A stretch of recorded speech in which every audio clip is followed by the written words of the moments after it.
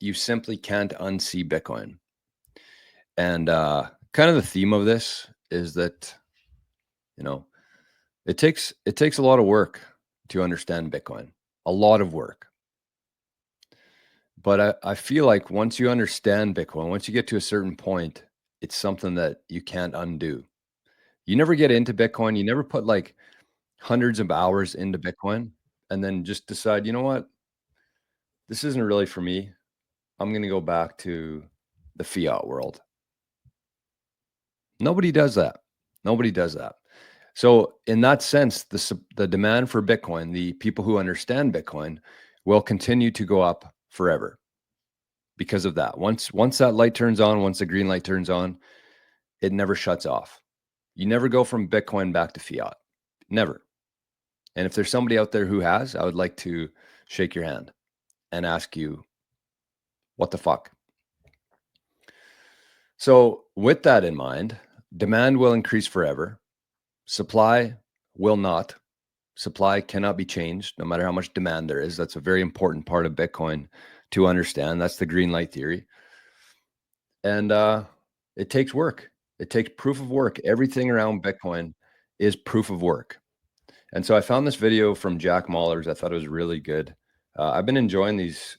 Whoever's doing these clips for him, I like them. Very easy to watch. Need more of this. I wish I had somebody who could make clips like this for me, but I don't own Strike.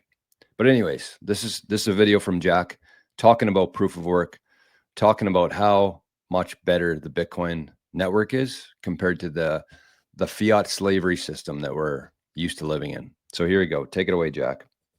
We've gone too far. This whole idea that we can print money and just live outside of our means, not actually have to do the proof of work to afford the lifestyles we have, is garbage. It's over. It's dead. Finito. Poosh. We're going back to proof of work. We're going back to a system where it's neutral currency, accessible to all, biasing none, and it's all about proof of work. I believe harmony can be restored when personal responsibility is valued again. We live in a society where politicians sell the fact that they can solve all your problems, and the people buy that. I was catching up with some buddies this weekend that I went to high school with, and there are people out there that are like, man, I voted for Trump because the stock market was supposed to go up. I'm waiting for Trump to solve my problems. And that's just like a fundamental issue, I believe, in society. Like, you need to own the outcomes of your own life. You are the only one truly responsible for your problems. It's being responsible for your own life. And really, until we move on from a society where, the only way for government to attempt to solve your problems is just print money. And so I think society has this flaw. I think government's gotten too big. And until we can restore the idea that personal responsibility is the core identity of any man or woman, for that matter, speaking just more broadly, of any human, then, they're going to continue to print money. We're moving to something different because we have to. Let's not credit any politician or anyone for that reality. The reality is printing something out of thin air and giving it in exchange for real stuff is like not a thing.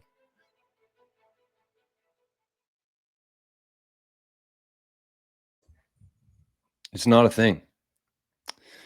Absolutely true. And that's why I think that Bitcoin is much more than just a currency. I really believe it's going to be a fundamental shift of our society as a whole. And it's not something that's going to happen overnight. It's not like somebody's going to learn about Bitcoin and all of a sudden, everything on the planet is going to be better. But it's a slow process, but it is moving in the right direction. At least the pendulum is swinging back from fake to real, and a big part of that is going to be Bitcoin. And that's what I'm going to be talking about a little bit today on the Maple Bitcoin channel. I'm going to be comparing gold to Bitcoin. Yesterday, we posted a really good clip talking about real estate versus Bitcoin, and McDonald's, who is a real estate company. They sell burgers, but they're a real estate company. And that demand for real estate has continued to go up, I guess, over time with inflation. That's what's been propping up the real estate. That's what's been propping up their balance sheet. So they're basically all in on physical property. And they recently said no to Bitcoin. There was a proposal to add Bitcoin to their balance sheet. They said no. And we looked at a company and compared it to Strategy and said, Strategy is going all in on digital property, property in cyberspace. And not a lot of people really understand what that means, property in cyberspace. It sounds like I think that that's the biggest problem with Bitcoin right now, is that people can't hold it. It's so much different than anything we've ever had before in humanity. People are benefiting from that old system still. And they look at Bitcoin as if it's like this fantasy land because of that, because you say things like owning space or owning property in cyberspace. It just turns people on because they don't understand it. In reality, though, it is the only thing that's real, especially in the world that we're moving into here, the decentralized, everybody's connected economy. Bitcoin is the space that you want to have, not only for security in terms of sending transactions, sending communications back and forth that cannot be hacked or cannot be stopped or cannot be changed. That's a big deal. But also, the world that we're moving into is all online. I mean, of course, we're still going to have our normal lives. We're still going to go out and have beers with our friends and stuff. But the majority of commerce is now done online. And I think that that's a very underappreciated aspect of Bitcoin, is that it allows for that. It not only allows for it, but it boosts it. It facilitates it. It gives money and value and the ability to transact with every single person on this planet as long as they have an internet connection. You cannot do that with gold. So gold has a lot of properties that are centralized and very much like the old system, but not enough people are talking about the fact that the world that we're moving into, you need a currency for that. You can't send gold through a QR code. So the proof of work, people understanding it, once they do though, that's when the shift happens, and it is happening already. We shared that video on the Maple Bitcoin channel yesterday, and there's a bunch of comments saying, yeah, I just recently sold my real estate for Bitcoin. It's a no-brainer. It doesn't make any sense to hold real estate anymore because the return is just barely keeping up with inflation, and it's a headache, and there's less demand for it. And you have to worry about tenants, and you have to pay a property tax every year, and you have to insure it. And there's a whole bunch of other factors involved there. So as these green lights turn on around the world, the demand for Bitcoin goes up. As capital flows out of gold, as capital flows out of real estate, it's all going into Bitcoin. Because once people understand it, once people see it, you cannot unsee that. I would love to find one single person on the planet who bought Bitcoin, sold that Bitcoin, and bought gold. Or bought Bitcoin, understood Bitcoin, and sold it for real estate. We're not moving in that direction anymore. Everything is flipping. It's the opposite. It's only going in one direction here. We're not going back to the Flintstone age here. So once people get that, that's when the price, there's going to be more people at the top line there, the demand, there's more people who understand Bitcoin. They're all fighting for those scarce units of supply underneath the equation. That's a green light theory. That is what I believe. And that's why I think that Bitcoin is designed to go up forever, and it will. But it's just going to take time. So regardless of what's going on in the markets, regardless of what president is saying what, regardless of what they tell you the fiat price is, it doesn't fucking matter.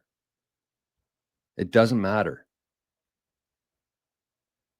I'm at a point now where I don't even check the price of Bitcoin anymore because it's so irrelevant.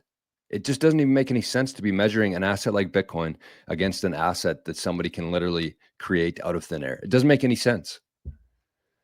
So every second you spend worrying about it or looking at the price, you're just completely wasting your time, your precious and scarce time on this planet. So don't worry about it. Don't worry about the price at all. Just get to that. Once that green light turns on in your life, it'll never be the same. I really believe that Bitcoin changes every single cell in your body.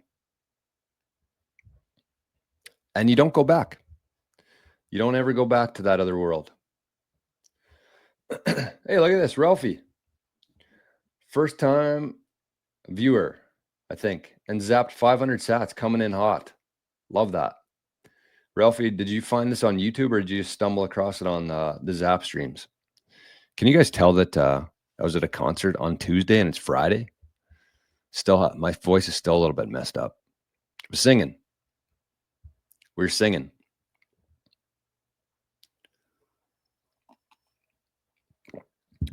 Now, with that in mind, though, after everything that I just said, you know, thinking about a concert, something like that, there are things that will never be replaced, in my opinion. I hope, anyways. Like human to human interaction will never be replaced. Going to a concert with friends, never be replaced, ever. But that's not the same as doing business with somebody in Canada who's in Sweden. Those are two different things. And Bitcoin allows for that to happen. It allows for commerce to flow. It allows for energy to flow around the planet without any sort of friction, without anybody's ability to tell you no. And that all comes from the proof of work. And it is the only thing on the internet. So if you picture that, imagine now the whole world is connected with this thing called the internet. And Bitcoin is the only real thing that exists on the internet. And if you ask yourself why, it's because in order to mine Bitcoin, in order to participate in the network, that requires real life energy. Energy from the physical world is put into cyberspace. That's Bitcoin. That's proof of work. That's what the proof of work protocol is. It converts natural resources. It converts energy from the physical world into digital bits of data online that you can send back and forth to any person on this planet. And that's a big deal. That's a very, very, very big deal.